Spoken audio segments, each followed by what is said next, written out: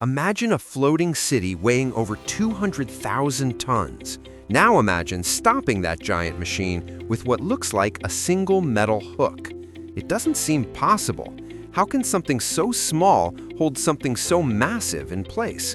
Today, we're answering the questions you didn't know you had about the heavy engineering of anchors, right here on Common Things, Surprising History.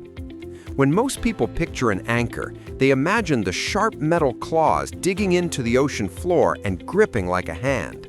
And yes, that part matters, but the anchor itself is only part of the system.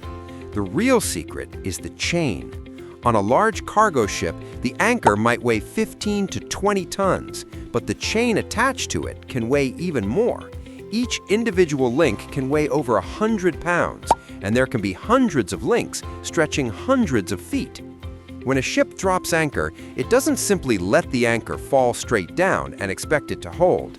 Instead, the crew slowly releases a long length of chain. That chain sinks to the seabed and forms a natural curve along the ocean floor. Engineers call this shape a catenary curve. That curve is incredibly important. The heavy chain resting on the seabed acts like a giant shock absorber. When wind, waves, or current push the ship, the force must first lift that heavy chain off the bottom before it even reaches the anchor itself. By the time the pulling force reaches the anchor, it's mostly horizontal instead of vertical. And anchors are designed to hold best when they are pulled sideways. As tension increases, the anchor's flukes dig deeper into sand or mud. The harder the ship pulls, the deeper the anchor buries itself. It's a simple but powerful design. But here's something most people don't realize. Ships cannot anchor just anywhere. In very deep water, like the middle of the Pacific Ocean, anchoring is usually impossible. The chain would need to be miles long, and the weight of hanging that much steel vertically could damage the ship. In deep water, ships drift or use powerful thrusters and computer systems to maintain position instead. So how does the crew know how much chain they've released? They use a measurement system called shackles.